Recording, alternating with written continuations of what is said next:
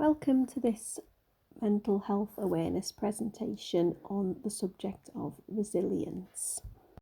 The aim is to provide an introduction into resilience. Resilience can help us at work and at home. The Mental Health First Aid team hope you enjoy this presentation and learn some useful tools and coping techniques to cope with our busy and hectic lives. During this presentation, we will explore what is meant by the term resilience. We will also explore the different pillars of resilience and how you can focus on each pillar in order to improve your own level of resilience and set useful goals. We will also explore managing boundaries and how you can think about what is in and outside of your own control. We will then move on to explore some useful tools and techniques in order to improve your own resilience.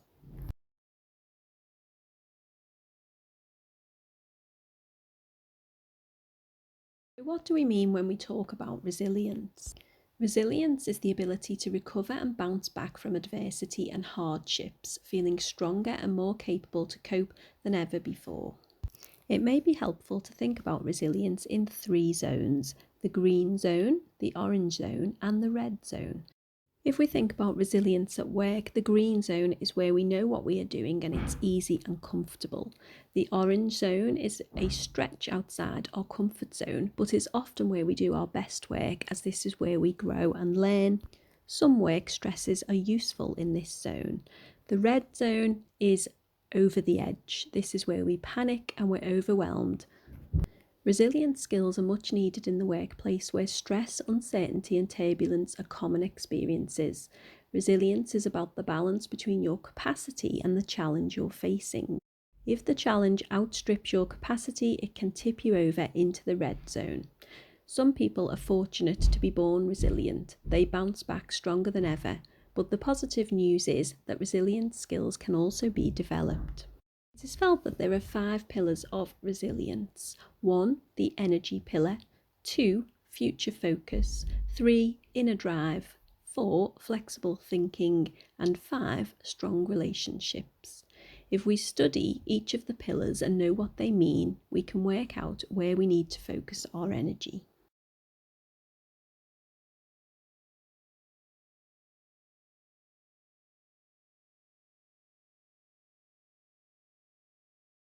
The energy pillar.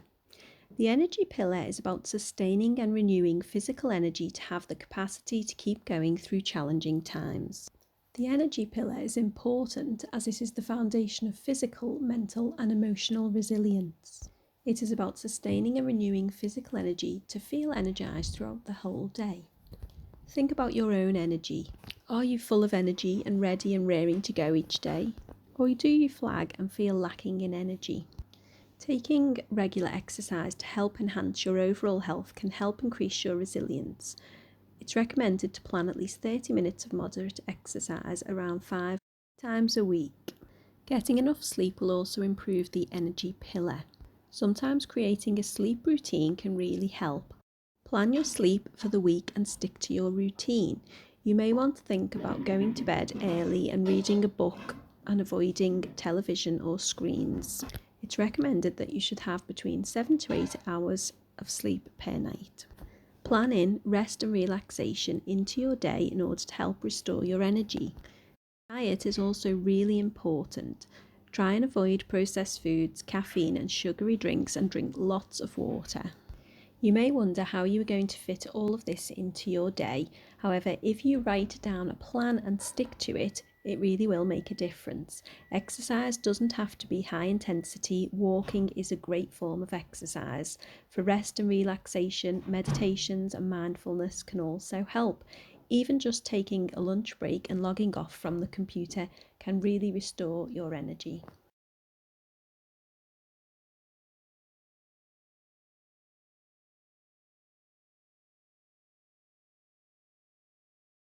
Pillar 2 is future focus. This is all about having a clear sense of purpose and direction to help move forwards without getting stuck or feeling held back. Future focus is about having a sense of purpose and direction, and it makes it much more easy to feel resilient when we know where we want to go and we have ideas of how we are going to get there. Having a clear future focus can help us move forward, whether at work or at home. Strategies to enhance your future focus include considering your core values. What is most important to you? What won't you compromise on? Aim to align your personal and professional goals with these values. If you are facing a worry or a setback, try and distinguish between the things you can control and those you can't. If you feel your future focus is lacking, you may wish to listen to the Circle of Control exercise later on in the presentation. There is also suggested reading around the subject of future focus, a book by Viktor Frankl called A Man's Search for Meaning.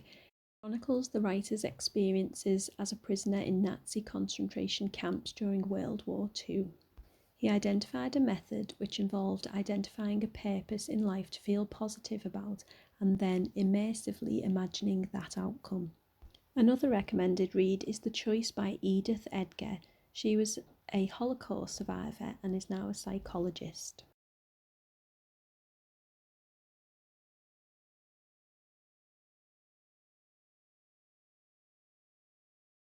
3 is Inner Drive.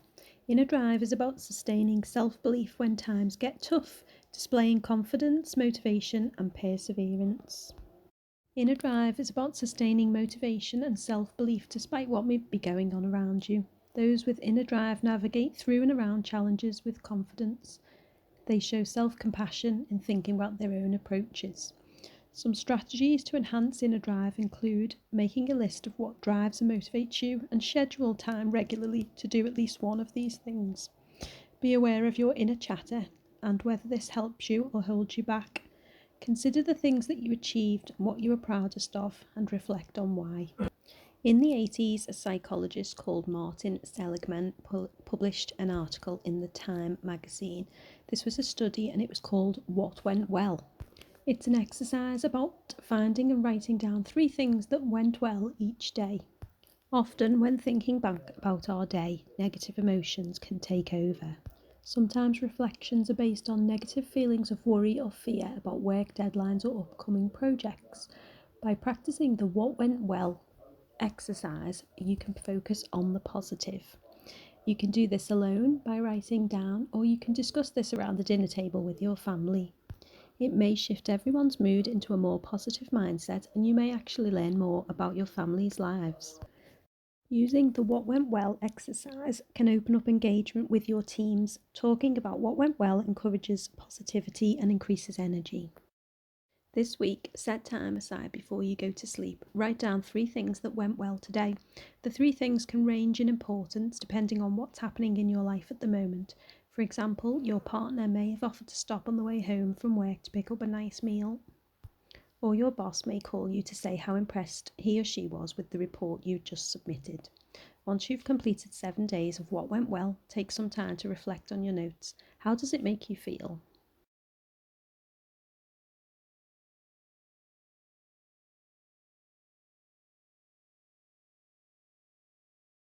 Pillar 4 is flexible thinking. This is about having an open and optimistic mindset, enabling a positive and adaptive response to change and challenges. Flexible thinking is the ability to see things from different perspectives and find different alternatives and options to the challenges and changes we face. Having a flexible and open mindset helps to prevent us from making snap judgments and assumptions about people and situations. Some strategies to enhance this pillar include think about others' perspectives and alternative views. Take an element of your daily routine and flex your creative side by doing something differently. View setbacks and challenges as learning opportunities that can help you grow and develop. A recommended read to improve flexible thinking is The Chimp Paradox by Professor Steve Peters.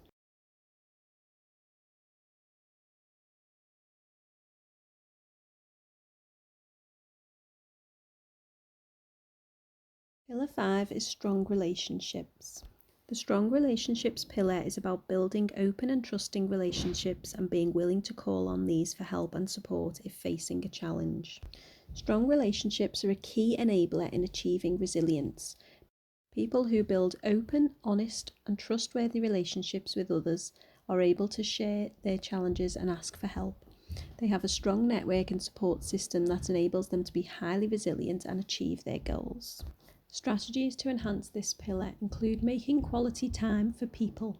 If possible, try and give people your undivided attention and really listen to what they are saying. Spend time with people who make you laugh and feel good about yourself. Work on your communication skills and listening techniques. Being resilient doesn't mean you need to do everything for yourself. Seek support from others when you need it. Think about your own support network. Map the strength of the relationships with key members of your support network. These may be people at home or people at work. First, write down the names of the people you feel supported by. Next, draw an arrow from their name to yours. The thicker the arrow, the more support they give you.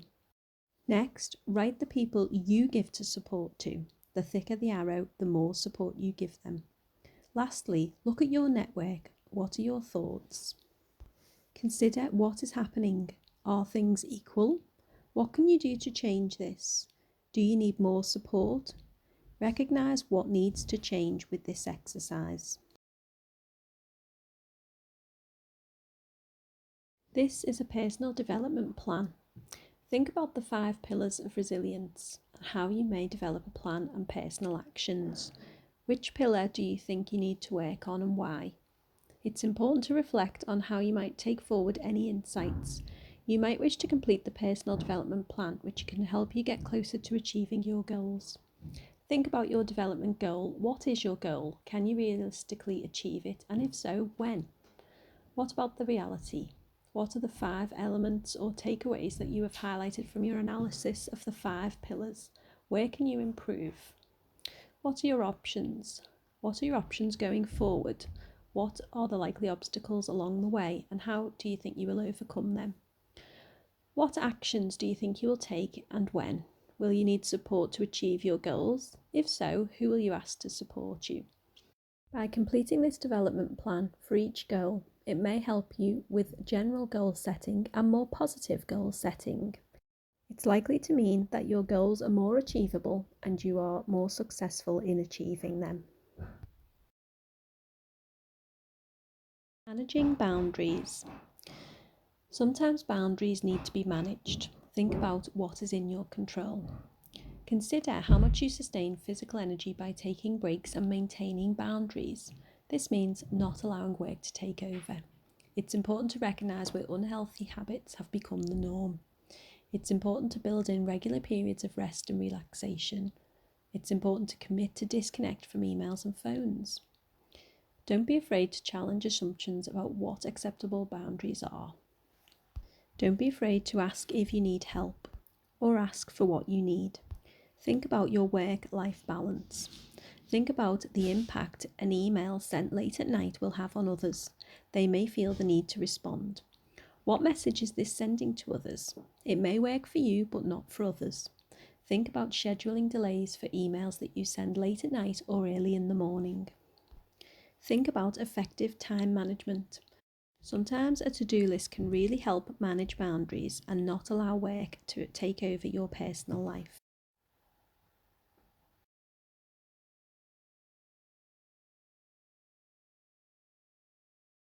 The circle of control is a useful tool. It helps to identify what is in your control, what is in your influence, and what may be beyond your influence. By writing down a problem and applying the problem to these 3 categories, you can sometimes focus the mind and stop worrying about things that are outside of your control. If it's beyond your control, let it go. You can be proactive and apply the circle of control to any problem, whether it be at work or at home. First of all, write down a concern. A good example of this could be traffic or commuting time. Next, write down the possible influence. For example, this could be asking to work from home 1 or 2 days a week, carpooling, taking public transport, moving closer to work, or changing your job closer to home. Write down the consequence. The consequence in the example may be that you have more energy, you're more productive, and you're happier.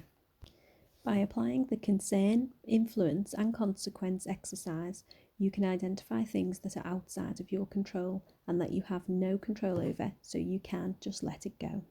An American psychologist, Julian Rotter, developed the locus of control. The locus of control theory is a psychological concept that refers to how strongly people believe they have control over the situations and experiences that affect their lives. There are two types of locus of control: internal, inside, or external, outside. People with an external locus of control tend to believe that things which happen in their lives are out of their control, and even that their own actions are as a result of an external factor such as fate, luck, or the influence of powerful others. Individuals with a strong internal locus of control believes events in their lives are primarily as a result of their own actions. If you wish to learn more about this, there are plenty of articles on the internet about Julian Rotter and his social learning theory.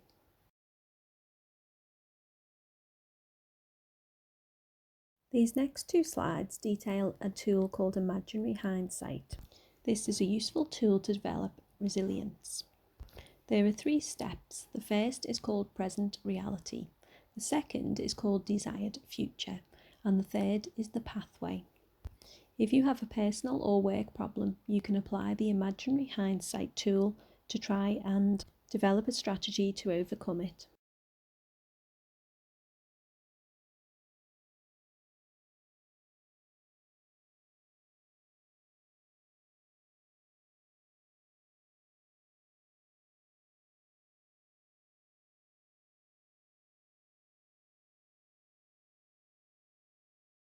Think about a problem you're currently facing. As stated on the earlier slide, this could be a work problem or a personal problem. Think about your present reality and apply step 1. Think about something you're finding difficult or you're not entirely satisfied with and that you'd like to change. It must be something that you can control. Write down and describe your current reality. Describe the situation and describe the problem that you would like to improve. Write down how you feel about it. Put as much information down in this section as possible and really allow yourself to consider how it feels and what it is. Next, apply step 2. Ask yourself what you want instead of this. Think about how things feel to be there. What is your desired future? What is your goal? What do you want to be different? Make sure this is in your control. In step 2, capture as much information as possible. Really immerse yourself in the imagination that you are there. What does this feel like? What will it be like? It may help to draw a picture, to make a list, or to capture this in any way you wish. Next, apply step 3. Now that you have your present reality and you've got your future focused or desired future, i.e. what you want instead, now imagine that you are there in your desired future. What did you do to achieve your goal? What actions did you take? And more importantly, what behaviours did you change? Detail the steps that you took to get there. If you have carried out the exercise correctly and all steps are within your control, you should now be able to work on achieving your goal and working through the steps.